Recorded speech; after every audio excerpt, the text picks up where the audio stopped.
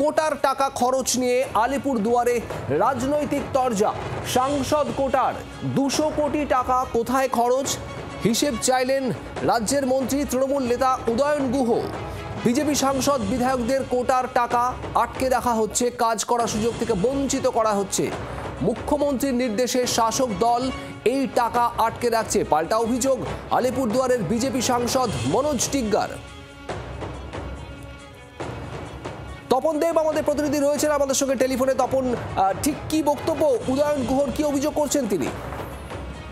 দেখো, উদয়ন গুহর যে অভিযোগ, তাদের এটা ধারাবাহিক একটা অভিযোগ তৃণমূল কংগ্রেস বা শাসক দলের পক্ষ থেকে যে আলিপুরদুয়ার সহ উত্তরবঙ্গের যে বিজেপির যে বিধায়ক এবং সাংসদরা রয়েছে তাদের যে কোটার টাকা, সাংসদ তহবিলের টাকা কিংবা বিধায়ক তহবিলের টাকা, সেই টাকা সঠিকভাবে এলাকা উন্নয়নে খরচ করতে পারছেন না এবং খরচ করছেন না বলে একটা অভিযোগ শাসক দলের তরফ থেকে দিয়েছিল।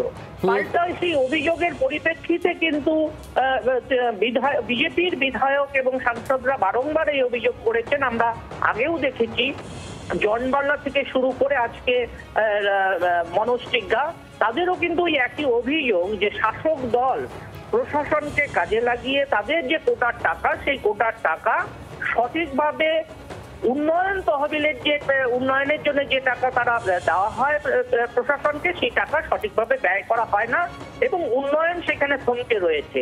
এই যে অভিযোগ এবং পাল্টা অভিযোগের পরিপ্রেক্ষিতে সাংসদ কোটা, বিধায়ক কোটার টাকার যে অভিযোগ, পাল্টা অভিযোগে কিন্তু এই 26-এর বিধানসভা নির্বাচনের আগে কিন্তু আবার তপ্ত হয়ে উঠছে আলিপুরদুয়ার জেলা রাজনৈতিক। তপন, এখানে আমি শোনাবো উদয়ন গুহ ঠিক কি অভিযোগ করছেন তিনি, এবং এর পাল্টা বিজেপির তরফ থেকে আলিপুরদুয়ারের সাংসদ তিনি বা কি বলছেন, আর একই সঙ্গে জেলা শাসকের বক্তব্য শোনাবো আপনাদের। 2019 থেকে 2024 8জন এমপি, তারা 5 বছরে 200 কোটি টাকা তাদের এমপি ল্যাডের টাকা পেয়েছিলেন।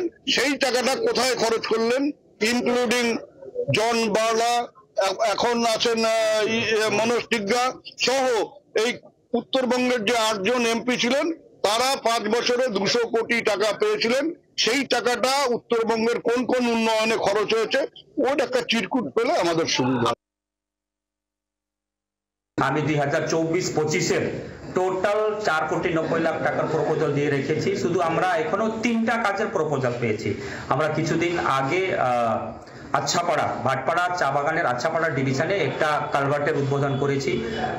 ওই কালচিনি ব্লকে আরেকটা পেপার ব্লকের রাস্তা হবে। ইতিমধ্যেই আমাদের কুমারগ্রাম ব্লকে একটি হাই স্কুলে একটি এডিশনাল ক্লাসরুমের কাজ আরম্ভ হবে। উনাদের ডিএম, উনারাই তো আনঅফিসিয়ালি, লিখিত তো কোনো তারা কাজ বন্ধ করে না, অলিখিত ভাবে ডিএম কে বলে দিয়েছে যে আপনারা কোনো বিজেপির এমএলএ এমপির কাজ স্যাংশন করবে না। অন্যদিকে তারা সাধারণ মানুষকে গিয়ে ভুল বোঝাচ্ছে।